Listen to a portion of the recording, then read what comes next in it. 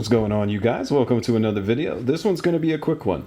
One of the most frustrating things is when you fork out a bunch of money for a new sim rig and the wheel just doesn't feel right.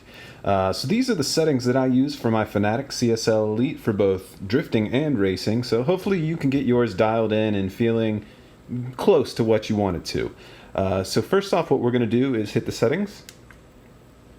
And this is the profile that I use. First up is sensitivity. This is going to be the actual degrees of rotation of the wheel.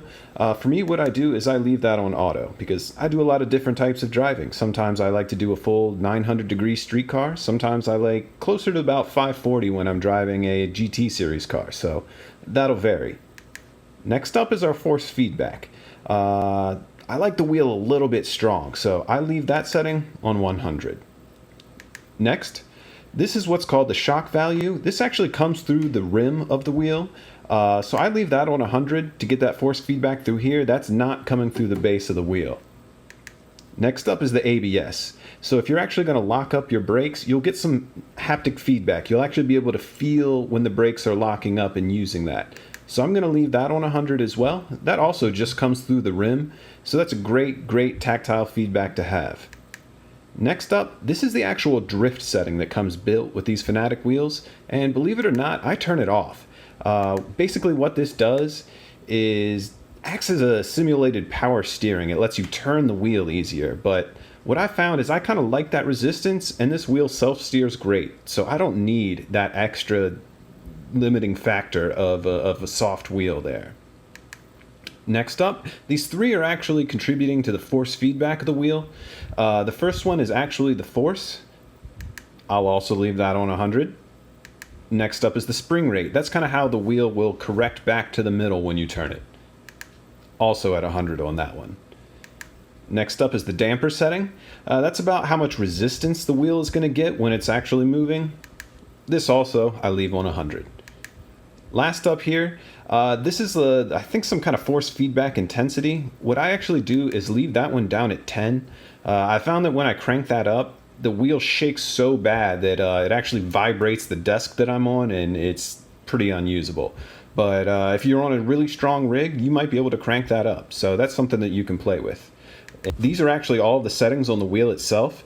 So next up, we're actually going to take a peek at the software, as long as you can see my screen. Alright, so right now we are on Assetto Corsa. This is Content Manager, which is what I use to run Assetto Corsa, and these are the steering options that I run. I have my degrees set on 872. I'm not sure if the wheel overrides that or not, but that's just what it defaulted to, and it feels pretty good. The gamma, left that at 1, scale, also at 100%. None of these other boxes are checked, like auto adjust or invert. And then if we switch over to the force feedback, here on the gain, this is what you'll kind of feel the most. That I have at 100%, because I do like the wheel pretty strong. Back when I had my Logitech G920, I did have to crank that up pretty much as far as it would go to actually feel anything. But other than that, I've got the filter and minimum force both at 0%. The different effects that you can run. This is going to be curb effects, sides of the road effects while you're on the road, slip effect, if you actually start to lose traction there, and ABS effect. Those you can kind of adjust to your taste. It doesn't really affect how the wheel behaves so much as the force feedback that gets put out of it. I don't really mess with any of the post-processing. Center boost range is on 10% for me, and I do enable the force feedback post-processing with 100% gamma. But other than that, most of the stuff I leave is on the default. So I found these settings for Assetto Corsa, which I use mostly for drifting. It feels great. So let's hop on over to iRacing, and I'll show you guys what I use on there. Alright, so now we have iRacing all loaded up. As far as my settings on here, what I use, the steering, I let that go ahead and stay at the max value. Because a lot of times I'm switching between stuff like Miata, Solstice, the Mustang that has full 900-degree steering.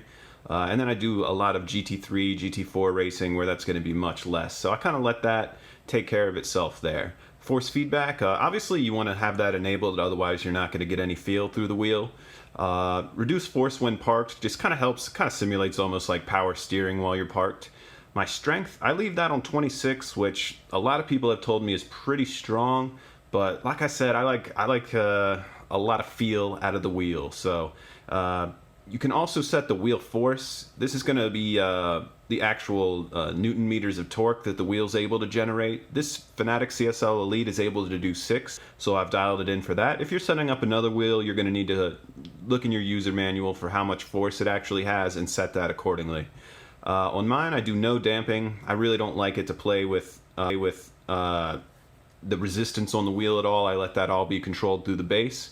And then the min force I have at 3.6. I found that if I try and take that up, since I don't really have a full sim rig, I'm just using more or less a desk and some 2x4s, it just shakes the ever-living hell out of it, and I don't feel like I gain anything. So those are really the only settings that I've got to do here in iRacing. So like I've said, feel free to play around with it. It is a lot of trial and error, and it is also a lot of personal preference.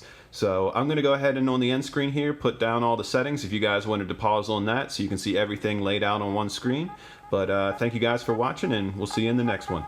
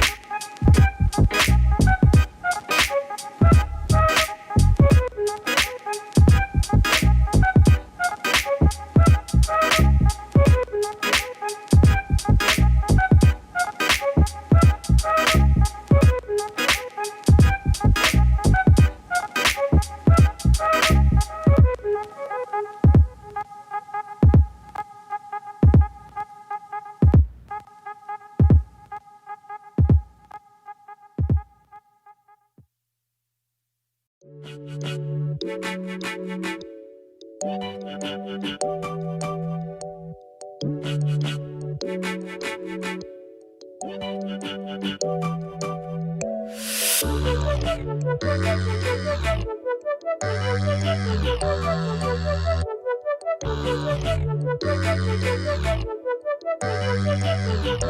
you.